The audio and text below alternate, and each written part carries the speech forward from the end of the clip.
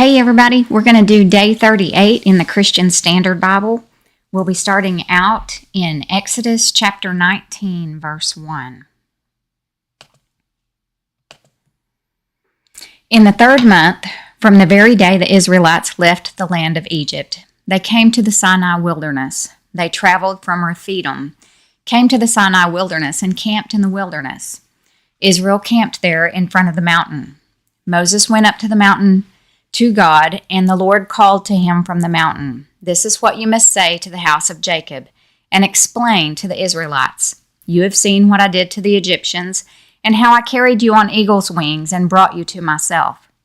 Now if you will carefully listen to me and keep my covenant, you will be my own possession out of all the peoples, although the whole earth is mine, and you will be my kingdom of priests and my holy nation.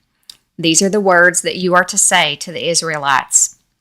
After Moses came back, he summoned the elders of the people and set before them all these words that the Lord had commanded him. Then all the people responded together, "We will do all that the Lord has spoken." So Moses brought the people's words back to the Lord. So the Lord is going into covenant with Israel, and he asked them, "Do you want to be my people?" And they said yes. And of course, it's an agreement between him and them that they will do what the Lord tells them to do. And they said, "We will do all that the Lord has spoken." So verse 9, the Lord said to Moses, "I am going to come to you in a dense cloud so that the people will hear when I speak with you and will always believe you." Moses reported the people's words to the Lord, and the Lord told Moses, "Go to the people and consecrate them today and tomorrow. They must wash their clothes and be prepared by the third day, for on the third day the Lord will come down on Mount Sinai in the sight of all the people.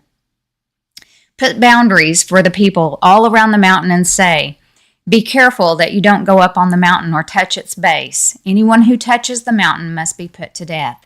No hand may touch him. Instead, he will be stoned or shot with arrows and not live, whether animal or human. When the ram's horn sounds a long blast, they may go up the mountain.'" Then Moses came down from the mountain to the people and consecrated them, and they washed their clothes. He said to the people, "Be prepared by the third day. Do not have sexual relations with women." On the third day, when morning came, there was thunder and lightning, a thick cloud on the mountain, and a very loud blast from a ram's horn, so that all the people in the camp shuddered. Then Moses brought the people out of the camp to meet God, and they stood at the foot of the mountain. Mount Sinai was completely enveloped in smoke because the Lord came down on it in fire. Its smoke went up like the smoke of a furnace, and the whole mountain shook violently. As the sound of the ram's horn grew louder and louder, Moses spoke, and God answered him in the thunder. The Lord came down on Mount Sinai at the top of the mountain. Then the Lord summoned Moses to the top of the mountain, and he went up. The Lord directed Moses, "Go down and warn the people not to break through to see the Lord, otherwise many of them will die. Even the priests who come near the Lord must consecrate themselves, or the Lord will break out in anger against them." Moses responded to the Lord, "The people cannot come up Mount Sinai, since you warned us. Put a boundary around the mountain and consecrate it." And the Lord replied to him, "Go down and come back with Aaron. But the priest and the people must not break through to come up to the Lord, or he will break out in anger against them." So Moses went down to the people and told them. Then God spoke all these words, "I am the Lord your God, who brought you out of the land of Egypt, out of the place of slavery. Do not have other gods besides me. Do not make an idol for yourself, whether in the shape of anything in the heavens above, or on the earth below, or in the waters under the earth. Do not bow and worship to them, and do not serve them. For I, the Lord your God, am a jealous God, bringing the consequences of the father's iniquity on the children to the third and fourth generations of those who hate me, but showing faithful love to 1,000 generations of those who love me and keep my commands. Do not misuse the name of the Lord your God, because the Lord will not leave anyone unpunished who misuses his name. Remember the Sabbath day to keep it holy. You are to labor 6 days and do all your work, but the seventh day is a Sabbath day to the Lord your God. You must not do any work, you, your son or daughter, your male or female servant, your livestock, or the resident alien who is within your city gates. For the Lord made the heavens and the earth, the sea, and everything in them in 6 days. Then he rested on the seventh day. Therefore the Lord blessed the Sabbath day and declared it holy. Honor your father and your mother, so that you may have a long life in the land that the Lord your God is giving you. Do not murder. Do not commit adultery. Do not steal. Do not give false testimony against your neighbor. Do not covet your neighbor's house. Do not covet your neighbor's wife, his male or female servant, his ox or donkey, or anything that belongs to your neighbor. All the people witnessed the thunder and lightning, the sound of the ram's horn in the mountains surrounded by smoke. When the people saw it, they trembled and stood at a distance. You speak to us and we will listen, they said to Moses, but don't let God speak to us or we will die. Moses responded to the people, Don't be afraid, for God has come to test you, so that you will fear him and will not sin. And the people remained standing at a distance as Moses approached the total darkness where God was. Then the Lord told Moses, This is what you are to say to the Israelites. You have seen that I have spoken to you from heaven. Do not make gods of silver to rival me. Do not make gods of gold for yourselves. Make an earthen altar for me and sacrifice on it your burnt offerings and fellowship offerings, your flocks and herds.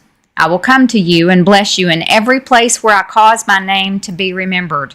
If you make a stone altar for me, do not build it out of cut stones.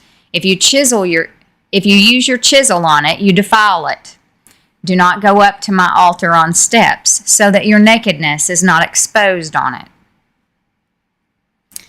Psalm 18, beginning in verse 43. You have freed me from the feuds among the people. You have anointed me the head of nations. A people I had not known serve me. Foreigners submit to me cringing. As soon as they hear, they obey me. Foreigners lose heart and come trembling from their fortifications. The Lord lives. Blessed be my rock. The God of my salvation is exalted. God, he grants me vengeance and subdues people under me. He frees me from my enemies. You exalt me above my adversaries. You rescue me from violent men. Therefore, I will give thanks to you among the nations, Lord. I will sing praises about your name. He gives great victories to his king. He shows loyalty to his anointed, to David and his descendants forever. Proverbs 4, beginning in 14. Keep off the path of the wicked. Don't proceed on the way of evil ones. Avoid it. Don't travel on it. Turn away from it and pass it by. For they can't sleep unless they have done what is evil. They are robbed of sleep unless they make someone stumble. They eat the bread of wickedness and drink the wine of violence. Matthew 24, 1 through 14. As Jesus left and was going out of the temple, his disciples came up and called his attention to its buildings.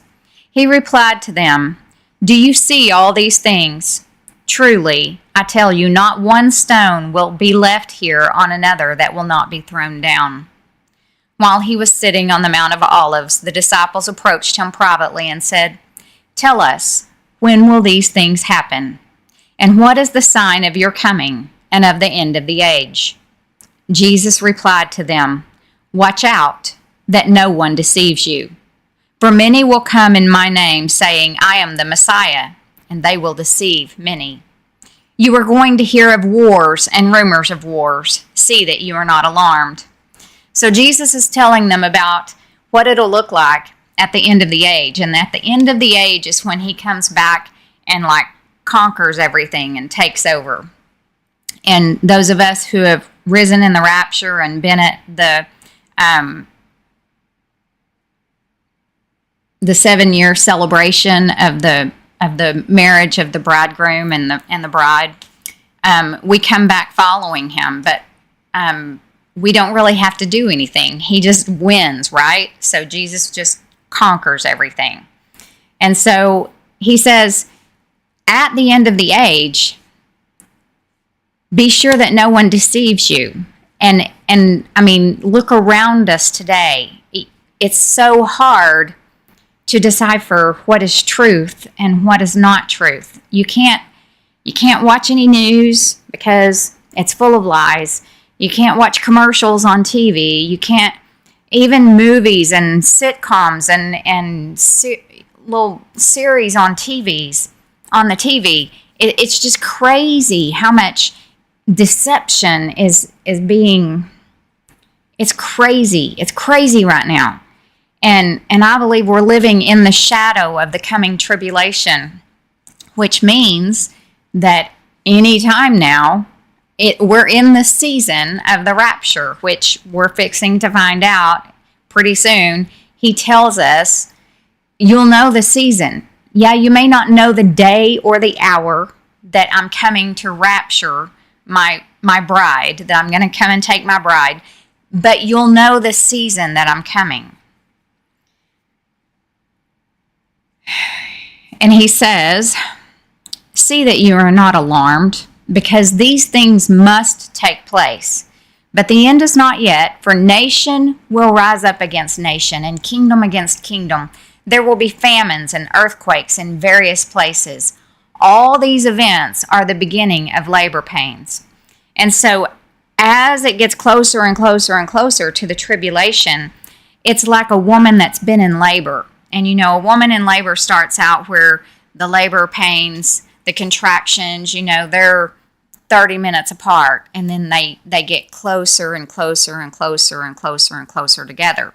So there will be famines and earthquakes in various places, and nation against nation, and kingdom against kingdom, and all these things. And it'll be more and more and more and more and more frequently and intense, because the pains get more intense when a woman is in labor, right? Then they will hand you over to be persecuted, and they will kill you. You will be hated by all nations because of my name. Then many will fall away, betray one another, and hate one another. Are we seeing that? Oh my gosh. Many false prophets will rise up and deceive many. Because lawlessness will multiply, the love of many will grow cold. But the one who endures to the end will be saved. This good news of the kingdom will be proclaimed in all the world as a testimony to all nations, and then the end will come. So that concludes day 38, and I will be right back with day